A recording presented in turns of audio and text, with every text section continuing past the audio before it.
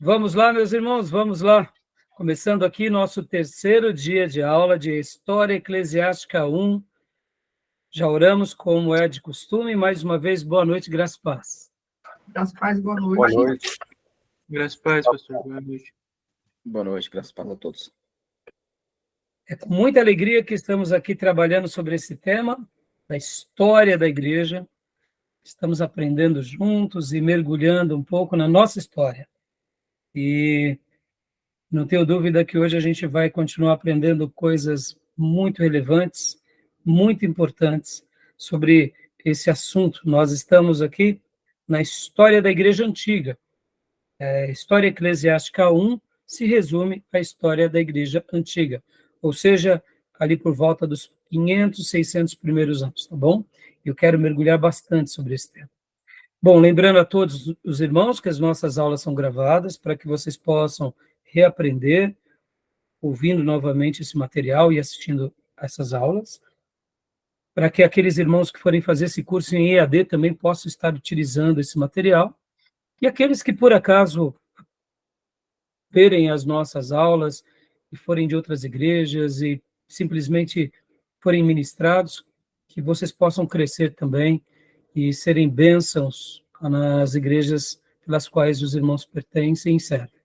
E que Deus continue nos usando como instrumentos no reino. Tá bom, meus irmãos? Vamos lá, meus irmãos. Hoje nós estaremos falando bastante aqui, dando continuação sobre os temas. Eu quero estar falando também um pouco mais sobre os imperadores romanos. Quero, mais uma vez, destacar aqui a questão dos mártires. Quero também dar uma condensada um pouco naquilo que a gente chama da história dos patriarcas, mas eu quero fazer um link com a lista dos papas. Vamos fazer aqui uma pesquisa bem rápida. E aí a gente vai estar fazendo também hoje aqui, já entrando, né, tanto nas perseguições dos primeiros séculos, onde o cristianismo ainda era visto como uma igreja, uma religião ilegal, não era oficial, e depois a gente vai estar já entrando um pouco no período que seria quando, de fato, o Império Romano começa agora a legalizar o cristianismo. Ele passa a se tornar uma religião legalizada, tanto com Constantino quanto com Teodósio.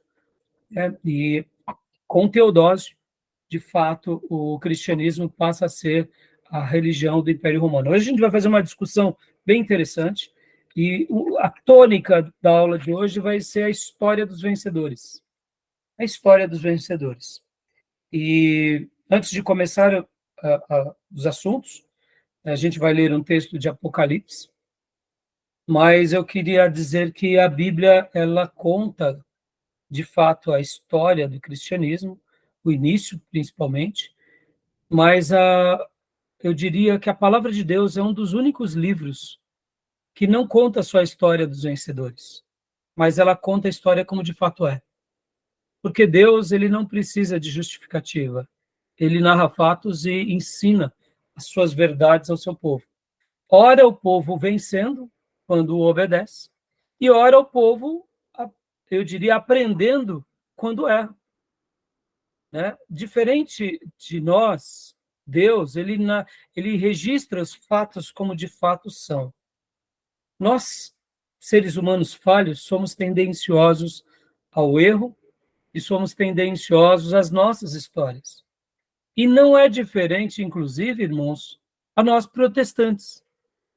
É normal que puxemos a brasa para a nossa sardinha, porque, afinal de contas, acreditamos em certos pressupostos, em certas revelações, que acreditamos que a Bíblia é a grande revelação de Deus, e defendemos.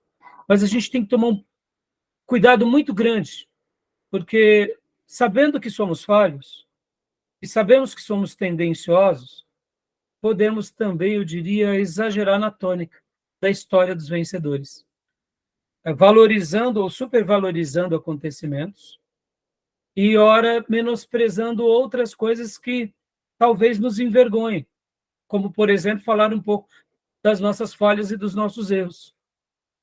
E por que eu estou falando isso aqui agora, irmãos? Porque ao estudar essa aula de hoje, ao preparar esse material para os irmãos, é muito evidente que a história dos vencedores sempre foi algo que caracterizou os historiadores de qualquer período. Qualquer rei, qualquer monarca, qualquer imperador, qualquer líder do passado, ele sempre vai querer deixar os fatos da maneira em que mais traz a ele louros, mais traz a ele glórias. E não faria diferente os seus historiadores. Eles vão contar e vão fazer afirmações que valorizem aquela história, mesmo que não seja dessa forma. E uma coisa que eu aprendi com o professor André, professor lá do STBnet, enquanto nós tínhamos uma aula ali de arqueologia com ele, foi uma aula maravilhosa, um dos melhores professores que eu já tive de história, juntamente com o professor Maurício, é claro, mas ele falava uma frase muito interessante.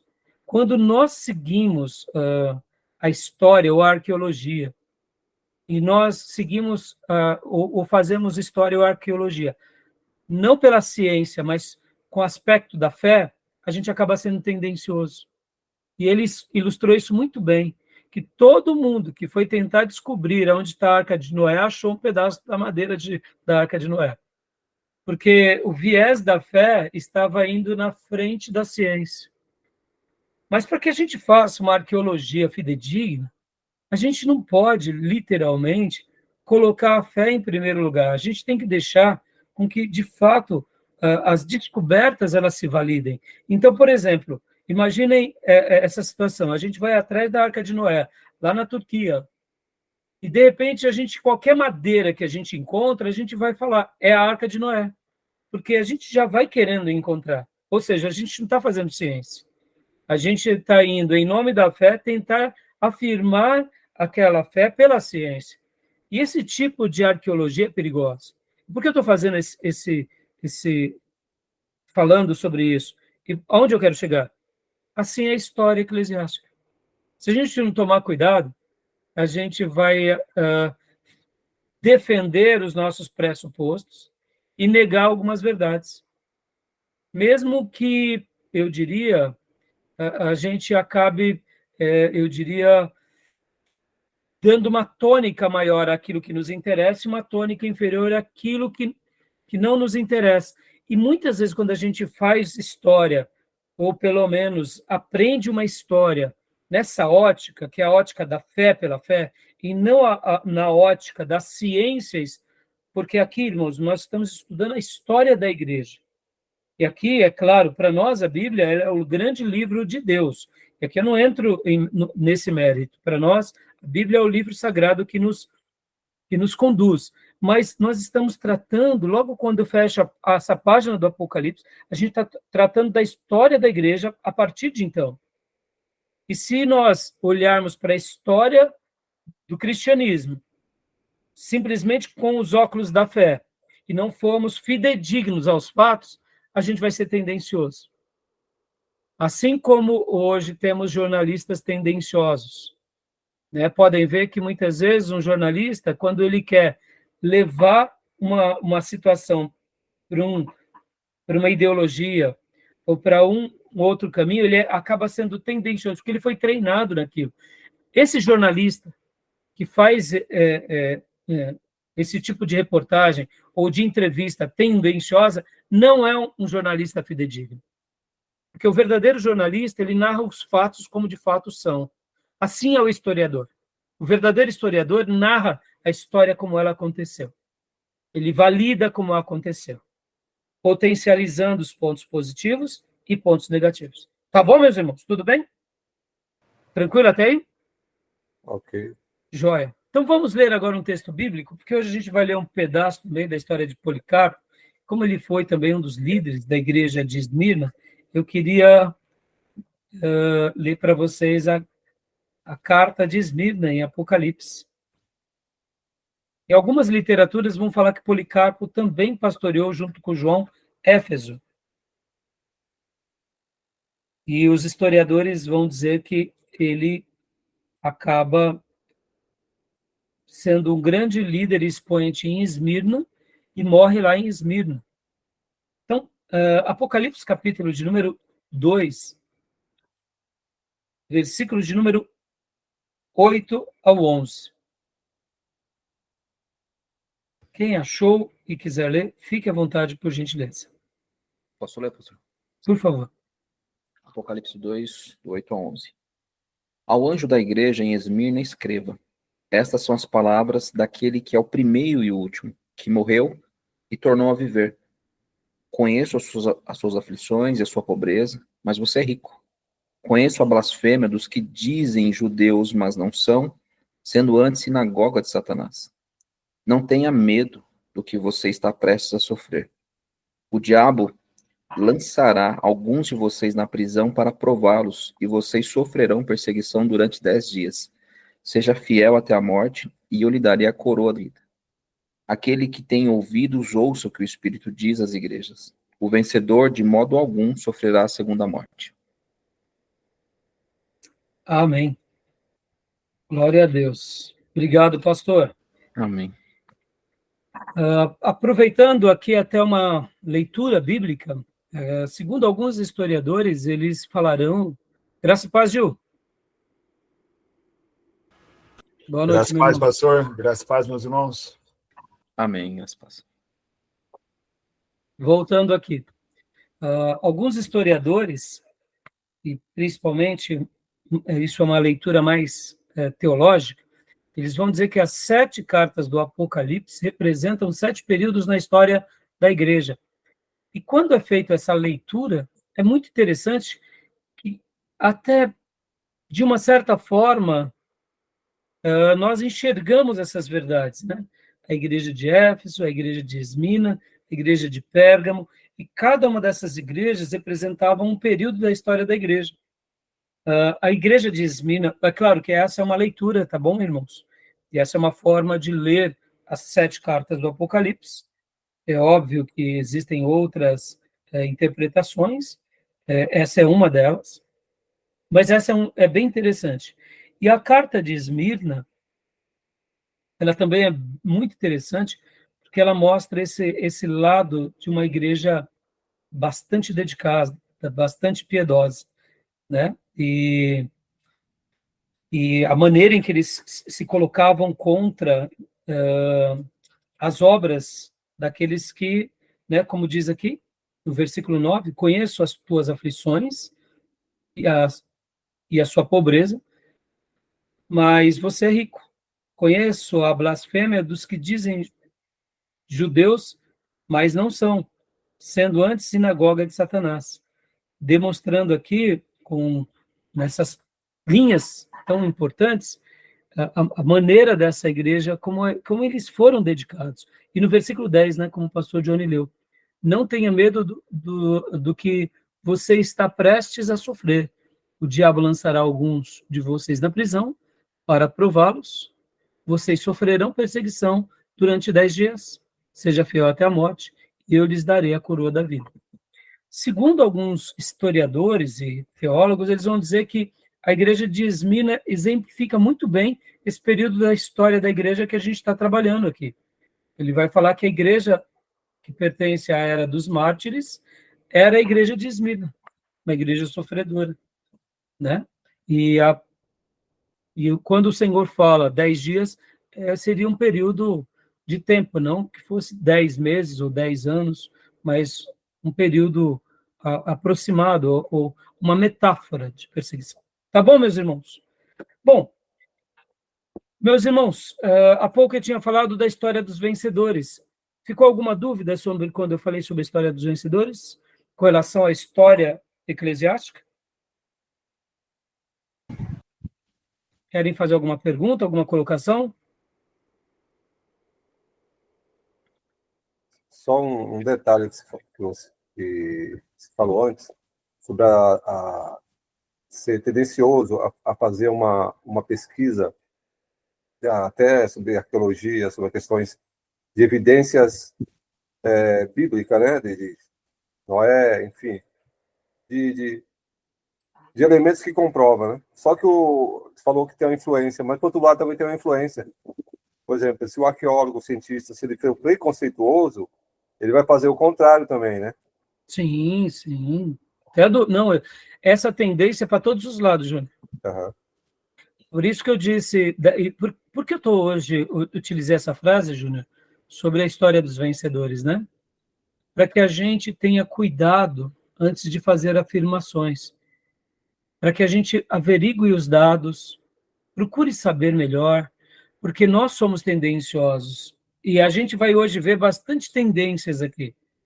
Tendência ora pelos romanos, pelo império, tendência ora pela política, tendência ora pela nova igreja que surgirá, né? Porque hoje a gente vai trabalhar aqui, ainda no cristianismo, e principalmente naquilo que chamamos de catolicismo, antes do romanismo. Há uma grande diferença do catolicismo até Constantino e depois com Teodósio. Ou seja, depois deles, ali praticamente inaugura o romanismo. Não como conhecemos, mas ali já é o início.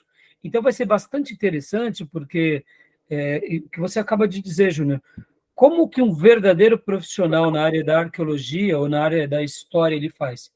Ele narra os acontecimentos. E ele deixa com que a ciência, no caso do arqueólogo, ateste mesmo se aquele achado é daquele período, daquele povo. Se não é, volta para a estaca zero. Ele não sai à procura de evidências. As evidências serão confirmadas pela história, pela arqueologia, pelas descobertas. Isso faz parte da nossa tendência. A gente é tendencioso, irmãos. A gente tem que ser franco sobre isso. Os grandes jornalistas, os grandes historiadores, eles procuram não serem tendenciosos, porque senão a gente acaba sempre olhando só num prisma daquilo que nos favorece, daquilo que é mais conveniente. E é por isso que uma mente treinada, ela é uma mente que critica todos os pressupostos, mas ela não faz aquela crítica da negação, ela faz uma crítica querendo aprender a verdade, ou o que de fato aconteceu. Então, meus irmãos, vamos lá. Né? Hoje vai ser legal esse assunto, porque a gente vai fazer vários apontamentos aqui. Na última aula, meus irmãos, eu tinha dito para vocês que nós estaríamos lendo um material, inclusive que a professora Aparecida tinha dado, que eu já passei para vocês, a história do resumo. Não vai dar para a gente ler tudo em classe, né? Só vou compartilhar agora rapidamente com vocês algumas páginas, rapidamente aqui. Olha só. Como eu disse para vocês, nós não conseguiremos ler muita coisa em classe, por isso que vocês têm que ler muito, né? Essa é a matéria, uma das que mais nós leremos. Claro, seminário teológico não tem como ser feito sem leitura, né, irmãos? Mas história eclesiástica, então, se lê um pouco mais. Aqui, só recapitulando, né, os acontecimentos históricos do ano 50 até o ano 100, né, as viagens de Paulo, Tiago, irmão de Jesus, quando escreve a carta, possivelmente, no ano 49, o primeiro concílio de Jerusalém, né, deve ter sido ali em Atos, capítulo de número 15, né, possivelmente deve ter sido no ano 52, né, a primeira viagem missionária de Paulo se dá entre os anos 45 a 50, né, a segunda viagem de Paulo, 49 a 52, Paulo escreve Gálatas por volta dos anos 50, alguns vão dizer que a primeira carta escrita do Novo Testamento é Gálatas, outros vão dizer que é, no caso, Tiago, outros vão dizer que é Tessalonicenses. Então, assim, há um debate, né? Há um debate muito grande. Aqui é 53 a 58. Temos a terceira viagem de Paulo, no ano 56. Aí, aqui as datas, né? Como a gente já aprendeu isso em Introdução ao Novo Testamento, tá bom? Só para reprisar um pouco os acontecimentos, né? E o apóstolo João escreve o Apocalipse por volta do ano 95, ou até um pouco depois, tá bom? A igreja perseguida, hoje a gente vai falar um pouco sobre isso, vamos falar continuar falando um pouco sobre o imperador, né, o imperador romano. E uma coisa que eu queria destacar aqui, meus irmãos, é a adoração ao imperador. A gente não pode esquecer desse ponto aqui. No Império Romano havia liberdade de culto para todas as religiões, desde que a pessoa do imperador também fosse incluída na adoração. Logo, esse daqui foi um terreno muito perigoso para qualquer irmão nosso que levantasse a mão e dissesse: Jesus Cristo passa a ser o meu Senhor. Por quê? Porque o imperador, e todo imperador, vocês sabem disso, alguns mais, outros menos, sempre foram vaidosos e eles queriam ser adorados. E aqui, como diz, né, o texto, à medida que o cristianismo crescia, a igreja sofria cada vez mais oposição por parte da sociedade pagã e do próprio Estado, uma vez que a obediência da adoração ao imperador ficava explícita. Então, a gente sabe disso, e a gente sabe dessa prática, né, desse pano de fundo, a gente já trabalhou aqui, e a gente começou até trabalhando um pouco sobre esses fatos. Hoje, por exemplo, também, eu vou trabalhar um pouco aqui com vocês, eu vou pegar um pouco a história da igreja em quadros.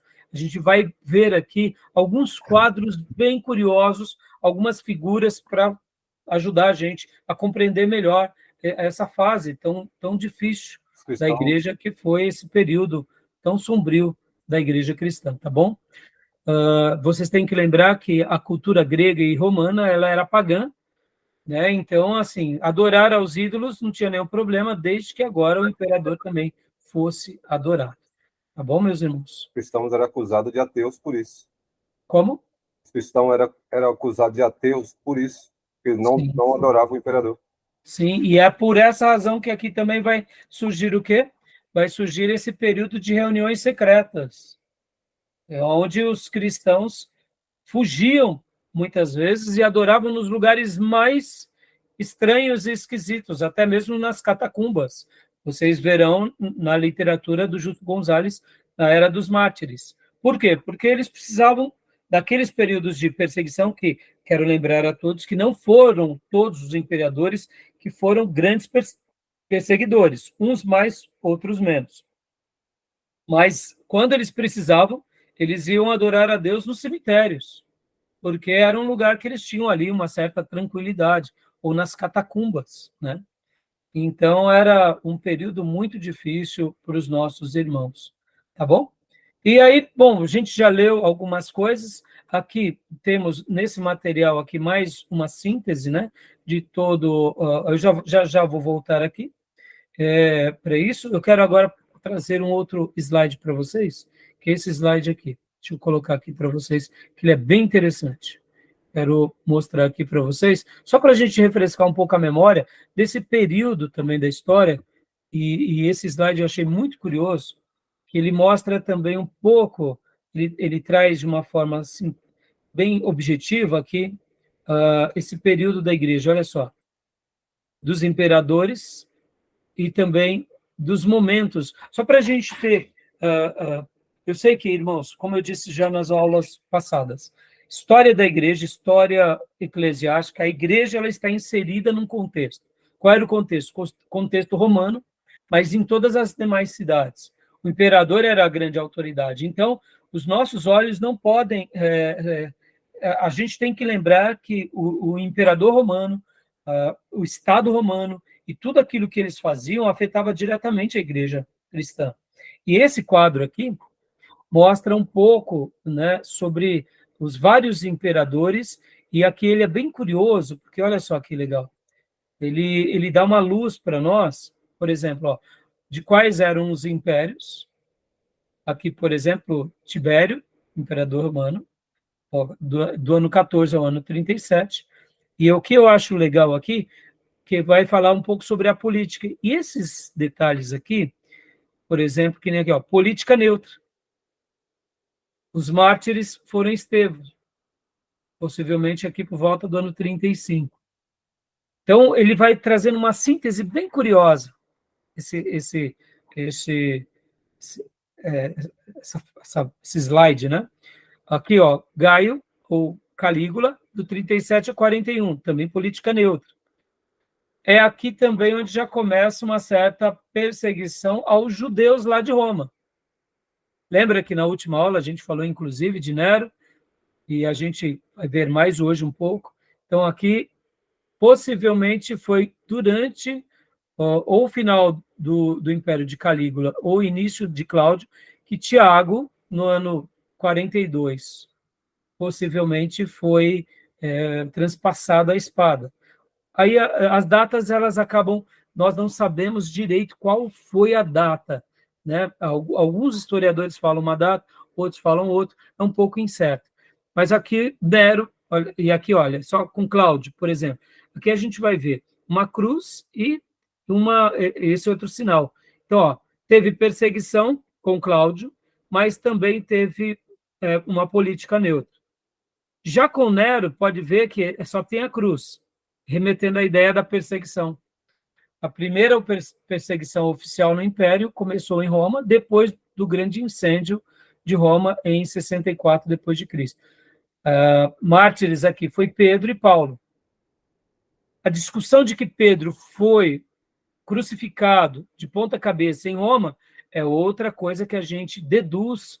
Alguns vão dizer que sim, outros vão dizer que não. Paulo, sim, foi em Roma. Pedro, a gente não sabe afirmar. Mas olha como é interessante.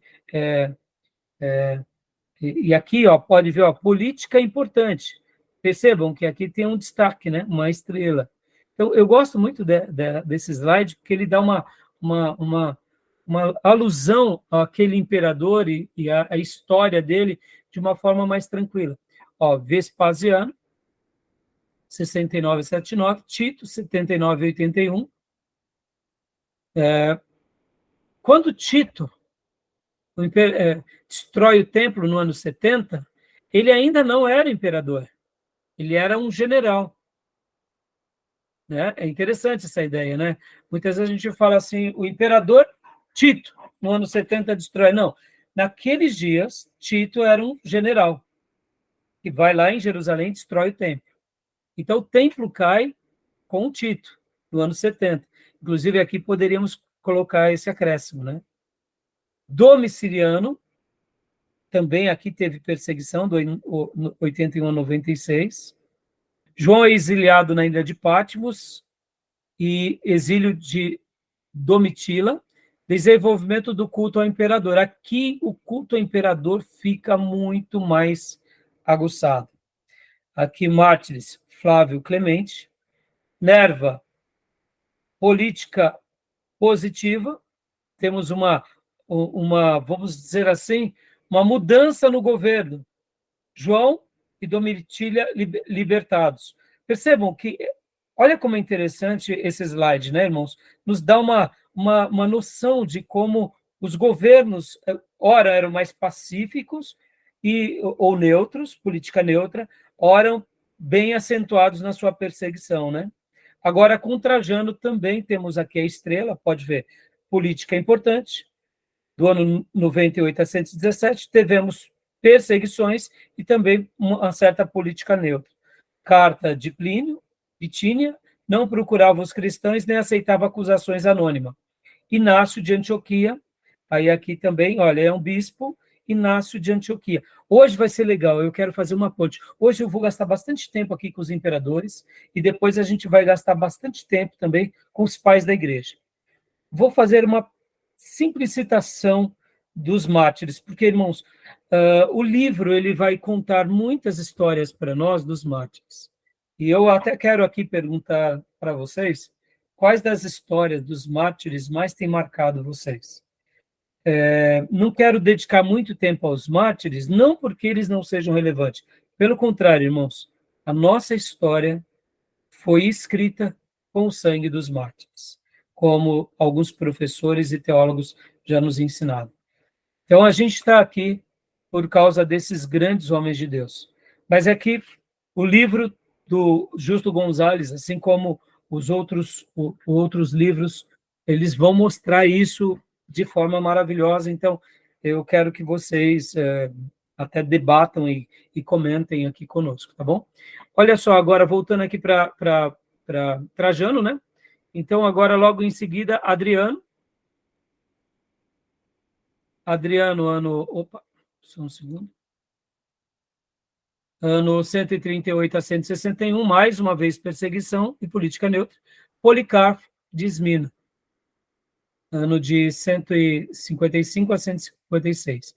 Ele também era considerado um bispo, né? Pode ver, ó, Inácio de Antioquia e Policarpo. Agora, olha que interessante. Deixa eu já fazer uma pergunta aqui para vocês, porque isso é muito legal, irmãos. Por que Policarpo e por que Inácio não eram chamados de apóstolos, sendo que eles foram os sucessores dos apóstolos? Guarde isso, isso é muito interessante, hein?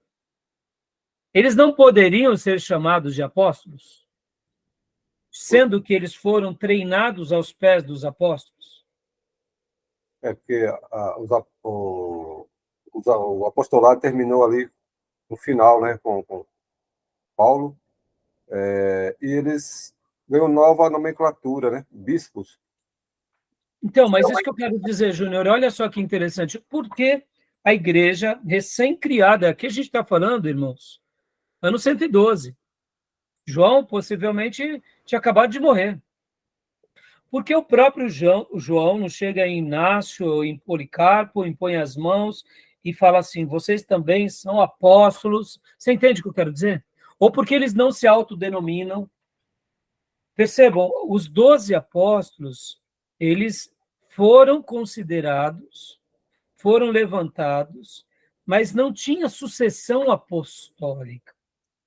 Não havia essa vaidade na igreja primitiva de sucessão apostólica. Porque cada pastor e cada líder, seja ele um pastor, seja ele um presbítero, um bispo, eles estavam firmados na doutrina apostólica. Então, para eles bastavam. Eles não tinham essa vaidade. Eu estou sendo enfático aqui com essa questão, porque aqui a gente está falando de história eclesiástica. Mas já já a gente vai fazer uma discussão também um pouco do papado. E lembra que há pouco, logo no início da nossa aula, eu falei a história dos vencedores? Ou seja, quando se escreve a história a partir dos seus prismas para justificar os seus credos ou dogmas, a gente vai colocar eles como santos, mas eles nunca se colocaram como santos. Vão colocar eles como uma pessoa beatificada para dar essa ideia de católica, mas eles nunca tiveram no seu ministério essa vanglória, e isso vai nascer depois, lá na frente, com a Igreja Católica Apostólica Romana, lá na frente, depois do VI século, VII século, e isso só vai ser consolidado e massivamente dito na Contra-Reforma. Por isso que eu estou sendo enfático aqui. Né? Mas, assim, lembrem disso que eu já estarei por satisfeito. A sucessão apostólica não havia necessidade nos pais da igreja, porque eles estavam firmados sobre a doutrina dos apóstolos. E isso para eles bastava.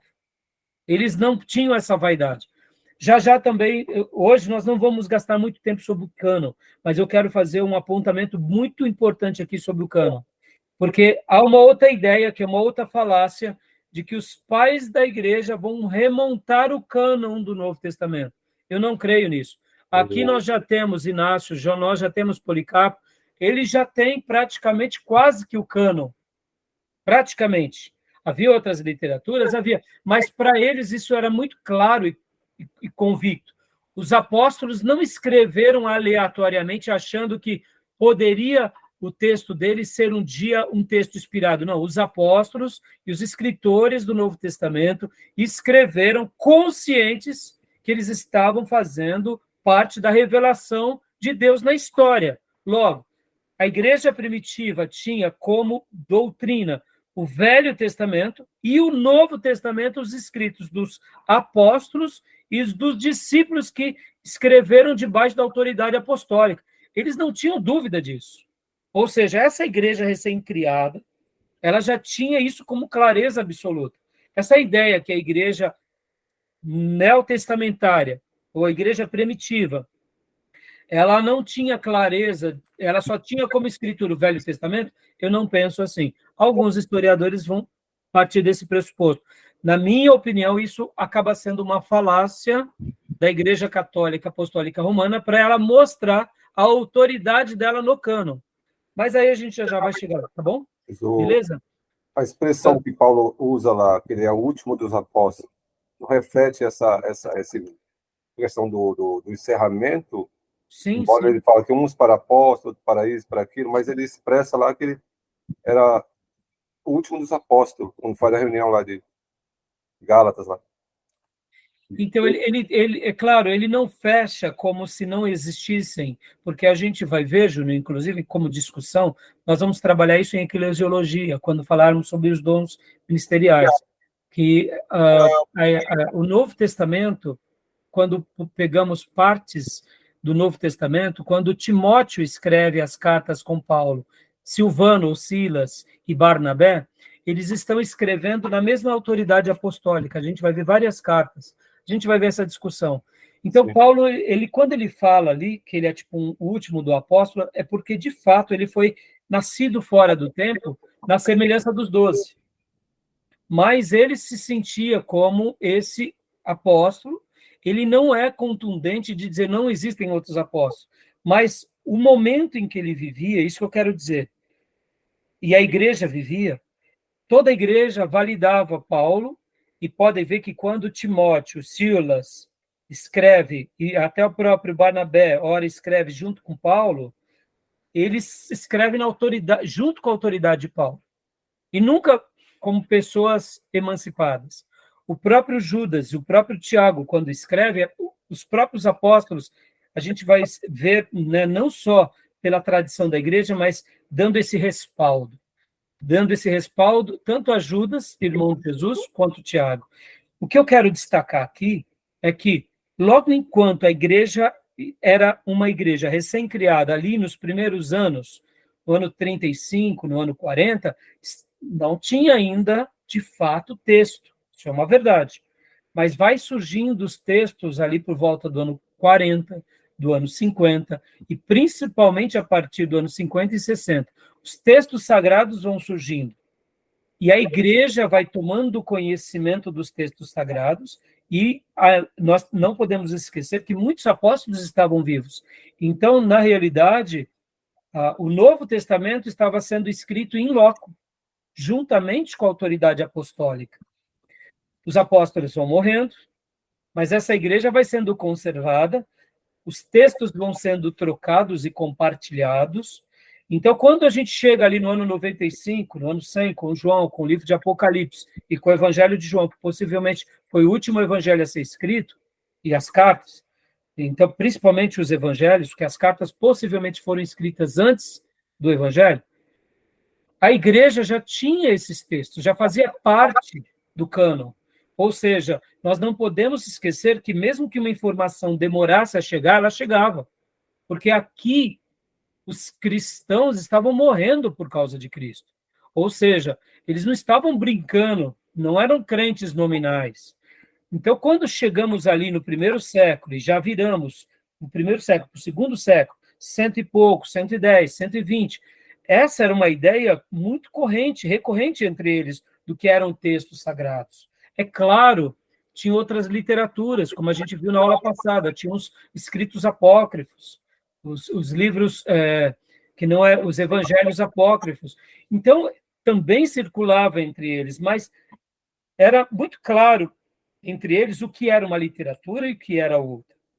Nos períodos de paz, a igreja ela desfrutava de tudo isso, e a gente tem que lembrar que a fé, irmãos, a gente não pode fazer essa leitura de que a fé dos nossos irmãos era uma fé nominal. Podem ver que quando a gente tem aqui esses períodos, como, por exemplo, com Cláudio, depois com Nero, depois com Domiciano, depois com Trajano, depois com Adriano, Antonino, o Pio e Márcio, percebam, olha aqui quantos períodos de perseguição. Então, a igreja tinha períodos de paz, algumas perseguições eram muito mais severas, outras menos. Mas eu estou fazendo esse comentário aqui com vocês simplesmente porque hoje, dentro da nossa aula, eu quero olhar isso de uma forma muito interessante para a gente quebrar alguns pressupostos, entendeu? Tá bom? Tudo bem? Mais algum comentário, Júnior? Não, era só isso, porque essa transição aí do de apóstolo e ficou, depois com os pais da igreja, entrou a figura do bispo e dos anciãos, né? Então, o bispo já existia, pode ver aqui, ó, Inácio e Policarpo, aqui, ó, Justino, 165, Fontino de Leão, e a Blandina, olha só, deixa eu pegar aqui, por outro que está melhor. Ó, pode ver, também ele era bispo, né? Percebam, a figura do bispo já estava sendo consolidada. Eu quero lembrar, irmão, o que era o bispo, né? O bispo nada mais era do que o pastor que tinha mais proeminência, o pastor que tinha mais destaque. Naturalmente, ele tinha essa consideração, né? Então, aqui, só para a gente, fatos e acontecimentos, para a gente concluir aqui, ó, 177 perseguições ferozes na Gália, Leão e Viena. O outro slide aqui, paz e perseguição no Império Romano. Aqui também continua falando as mesmas coisas, depois vocês deem uma olhada, eu acho que isso tudo aqui, irmãos, é muito interessante, ó. Podem ver períodos de certa política passiva, Sétimo Severo, perseguição, passiva, Décio, perseguição, Valeriano, intercalou, aqui, ó, de 260 a 300, vários imperadores, um período de paz bem interessante. Diocleciano, aqui começa uma fase muito interessante. Perseguição e política positiva. Galério e depois Constantino. Hoje a gente vai trabalhar bastante também um pouco sobre Constantino e depois vamos falar sobre Teodósio. Vai ser bem interessante. Eu estou fazendo esse comentário aqui, irmãos, porque a gente não pode perder de vista que aqui está tendo uma mudança na chave. Qual é a mudança na chave? É um cristianismo que atende principalmente os pobres, e eles são perseguidos. As classes mais altas ainda não estão sendo atingidas. Elas começam a ser atingidas aos poucos, e essa mudança vai se dar de uma forma, eu diria, com mais propriedade aqui, na virada do século, entendeu? Entre o século II e o século III, ou melhor, o século III e o século IV. Ali começa a atingir algumas camadas mais importantes da sociedade, e ali começa a ter uma mudança na chave. O Império Romano começa a passar por grandes problemas internos, e então, também, a gente vai ver aqui alguns acontecimentos bem curiosos, que por essa razão o cristianismo também vai tendo mais proeminência, porque, afinal de contas, já que eu mencionei há pouco que os nossos irmãos não eram nominais, os nossos irmãos estavam dispostos a morrerem, logo, o que acontecia com eles? O testemunho deles era a grande mensagem de conversão para muitas outras pessoas, de proclamação do evangelho. Agora, irmãos, eu vou abrir aqui para vocês, então depois vocês olhem com calma esse material, tá bom? Agora aqui, deixa eu só aproveitar, deixa eu mostrar para vocês do material aqui, a história da igreja, como que é o nome mesmo do livro? A história da igreja em quadros. Olha só que legal esse material, irmãos. Esse livro é muito bom, recomendo aqui que vocês comprem. Eu vou estar compartilhando apenas algumas páginas aqui para enriquecer a nossa aula. Olha só, deixa eu compartilhar aqui com vocês. Alguma pergunta, meus irmãos? Não, por enquanto não. Não? Tá. Olha só. Os símbolos do cristianismo, né? A gente lembra muito dos símbolos. Qual que é o símbolo? Lembra o alfa e o ômega? A âncora remete à ideia de fé, como está lá em Hebreus, né? O pão e o vinho, nós conhecemos. Essas duas que remetem à ideia de Cristo em grego, né? A cruz, né? A pomba, fogo. Agora, olha que interessante, o peixe. Eu queria gastar um tempo aqui com o peixe, irmãos. O peixe. Vocês lembram dessa figura do peixe? Vocês conhecem sobre esse símbolo cristão?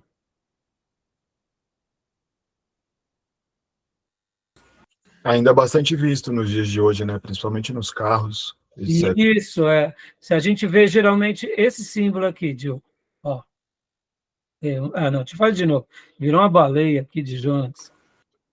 Com o rabinho cruzado. Isso, aí melhorou, né? Na realidade, irmãos, olha só que interessante. Esse símbolo foi uma das marcas muito fortes nesse período da igreja perseguida. Por que razão? Quem aprendeu? Quem já leu? Comente aí conosco. O que aconteceu? Por que esse símbolo ele era muito importante? Salvo engano, era uma forma deles se identificarem, né, nas suas celebrações, para não deixar tão evidente que eles pertenciam a Cristo, e, consequentemente, não serem identificados e, obviamente, ser levados à morte. Alguma coisa nesse sentido. Isso, alguma coisa nesse sentido. Vamos lá. Um código, né? Era um código, por quê? Por que o código? Eles estavam com medo de testemunhar Jesus? Ora, vamos dizer assim, não é questão de medo, é questão de sobrevivência, que nem aprendemos em ética, né, irmãos? Quando eles eram confrontados, eles declaravam que Jesus Cristo era o Senhor. Logo, se durante aquele período que acabamos de ver de perseguição, o imperador fosse muito vaidoso, eles estavam agora com a sua cabeça na guilhotina.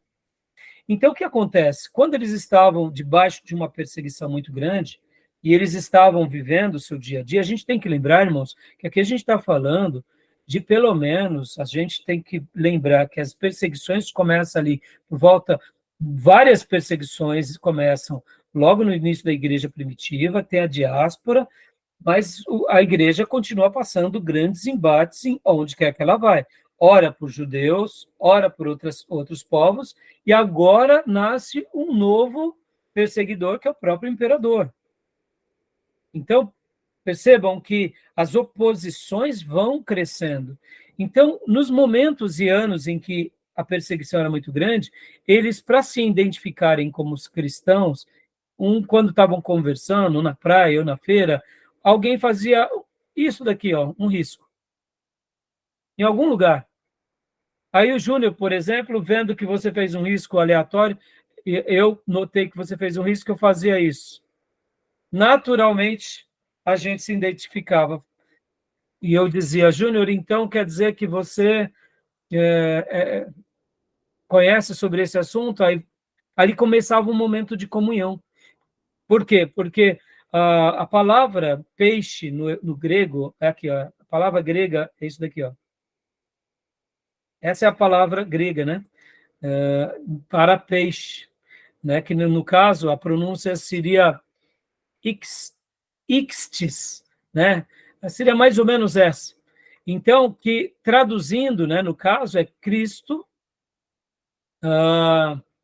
Filho de Deus, Salvador. Que você pega, por exemplo, essas palavras, né?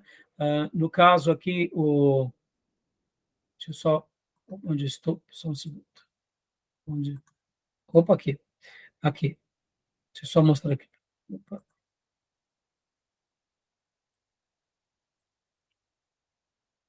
Voltando aqui. Aqui, irmãos. Seria mais ou menos isso. Jesus, o Filho de Deus, Salvador, que é o mesmo nome de peixe.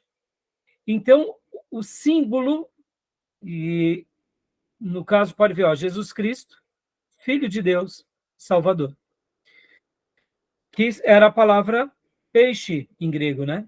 Então, era uma maneira deles se identificarem diante das perseguições. Então, quando alguém fazia um risco, outra pessoa vinha e fazia o mesmo risco, isso era marcado ali para eles como um sinal onde eles se identificavam, tá bom? Então, aqui, depois, nesse livro, irmãos, é muito interessante que aqui vai contar, né, sobre essas histórias, né, os símbolos como parte da história, né? Porque olha que interessante. Antigos símbolos do cristianismo. O cordeiro, pastor, né? O navio dando a ideia da igreja, da arca, o mesmo do batismo, e a videira. E aqui, aqui agora, olha só que interessante, os pais apostólicos, para a gente poder estar pontuando aqui, olha que interessante essa ideia. esse material aqui, como material didático histórico, ele dá uma síntese muito boa de tudo que vocês estão lendo. Por exemplo, irmãos, olha só. Aqui, ó, Pais Apostólicos. Pais Apostólicos. Então, tem o nome Clemente de Roma, possivelmente entre o ano 30 e o ano 100, Roma. Considerado pela Igreja Católica Romana o quarto Papa. Olha que interessante, o catolicismo já dando aqui, já colocando aqui, né? Lembra que eu falei a história dos vencedores? Eles vão remontando, né? Inácio, ano 117, lugar de ministério, Antioquia da Síria.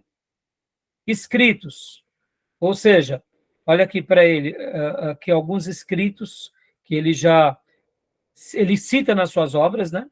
Fatos notáveis, suas cartas foram escritas a caminho do martírio em Roma.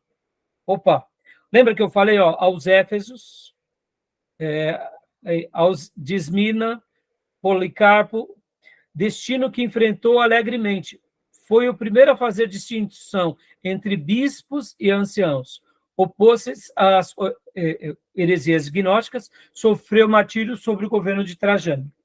Hermas, pastor, final do século I, início do século II, lugar de ministério em Roma, aí tem os escritos dele. Barnabé de Alexandria, aonde ele estava, em Alexandria, né? Papias, em Hierápolis, Policarpo, em Esmirna, olha só, foi conhecido do apóstolo João, compilou e preservou as epístolas de Inácio, acredita-se que tenha resistido a Marcião, chamando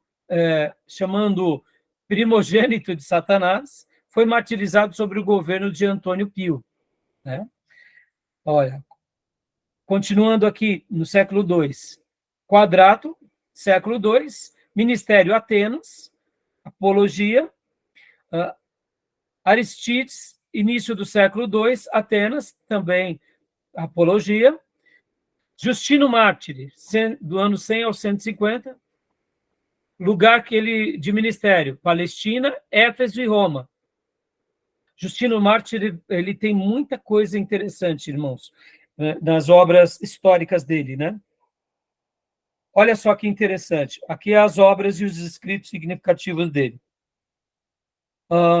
Por que eu estou pegando esse segundo gráfico aqui, irmãos? Percebam, irmãos, Palestina, Éfeso, vamos pegar aqui, ó, Taciano, Assíria, Síria e Roma, Atenágoras, Atenas, Teófilo, Antioquia, Mileto, Sardes, Regisipo, Síria, Grécia e Roma. Deixa eu até dar uma pausa aqui nesse gráfico. Onde eu quero chegar? Quero chegar, já quando a gente for reabrir aqui a nossa matéria, eu quero fazer uma breve lição de casa com vocês aqui sobre a linhagem papal. Todos os papas. Uma lição de casa bem simples, mas vocês notarão que na reconstrução que o catolicismo dá dos papas, eles tentam colocar que a maioria dos papas são de Roma. Mas percebam que muitos pais da igreja, líderes e apologetas, aqui do primeiro e do segundo século, eles estão dos lugares mais variados. E por que eu estou gastando esse tempo aqui com vocês? Para mostrar aquilo que eu falei logo no início, a história dos vencedores. A história dos vencedores. Ou seja, nessa obra aqui é muito legal, porque aqui, ó, mais uma vez, rapidinho aqui para a gente concluir agora, os pais da igreja do século III. Irineu, final do século III, lugar de ministério, Esmirna e Gália. Esmirna e Gália. Clemente, Alexandria, Antioquia e Jerusalém. Tertuliano. Cartago. E percebam, irmãos, Hipólito, Roma, tinham líderes em Roma, mas nem todos eram de Roma. Júlio, africano, Palestina. Orígenes, Alexandria e Cesareia. Cipriano, Cartago. Vão notando os lugares em que esses líderes estão. Gregório, Taumaturgo, Palestina e Ásia Menor. Então, percebam que muitos pais da igreja, e aqui fica aqui essa indicação para que vocês comprem esse material, a história da igreja em quadros. Isso faz com que a nossa mente se torne um pouco mais crítica sobre a construção da história como ela é montada. Por que eu estou sendo enfático aqui, irmãos, para eu concluir? No segundo bloco, quando a gente for ver aqui a história como ela foi contada pelo catolicismo apostólico romano, vocês vão ver que eles vão tentar colocar uma história que não foi. Ou seja, é para validar aquilo pelo qual eles criam como dogma. Mas só para eu concluir aqui esse ponto, irmãos, nós já trabalhamos isso em outras matérias, mas como é um assunto importante, nesses primeiros 4, 5 séculos, as igrejas elas tinham pelo menos 5 grandes lideranças, que eram chamados também do que os 5 grandes patriarcas. Aonde eles ficavam? Em Roma, em Alexandria, em Antioquia, em Jerusalém e em Constantinopla. Ou seja, quando se tinha uma reunião ou um concílio, era levado todos esses grandes líderes para esses concílios. Ou, em outras palavras, se nós chegarmos e formos conversar agora com o catolicismo ortodoxo grego, eles vão contar a história segundo a opinião deles, e não segundo o catolicismo apostólico romano. Estão entendendo? Então, já, quando a gente reabrir aqui o bloco, eu quero mostrar um pouco isso para vocês, para quebrar alguns tabus. E aqui fica uma lição de casa para nós, irmãos. É aquilo que eu disse no início da minha aula. A história ela tem que ser contada como de fato foi. Nos acertos e nos erros, nos sucessos e nos insucessos. Se a igreja se enveredou para a política, se a igreja se perdeu com o imperador, se a igreja se perdeu na liturgia, ela se perdeu, ponto final. Se hoje nós estamos equivocados na nossa maneira de fazer igreja, a gente tem que pensar. E qual é a nossa base? As Escrituras. Por isso que essa aula a gente deve ver, não segundo a história dos nossos vencedores, mas segundo aquilo que Deus nos ensina na Bíblia. Porque pode ver, na Bíblia Sagrada, Deus fala do sucesso dos seus heróis, mas também fala dos fracassos dos seus heróis, começando com Abraão. E a história tem que ser escrita com esse prisma, para que a gente não seja tendencioso. Tá bom, meus irmãos? Tudo bem? Alguma pergunta, alguma dúvida? Tudo bem. Tudo tranquilo? Querem fazer algum comentário? Não. Não? A gente vai abrir o segundo bloco, vou falar um pouco sobre isso, quero mostrar para vocês, só para fazer uma crítica aqui. A gente vai depois também trabalhar nos slides aqui do professor André, e a gente vai dar continuação sobre esse assunto, tá bom? Beleza, meus irmãos? Tá bom?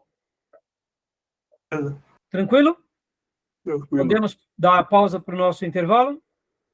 Ok. Então, vamos para o nosso intervalo. Em alguns minutos a gente volta aqui, tá bom? Vou parar aqui a nossa gravação.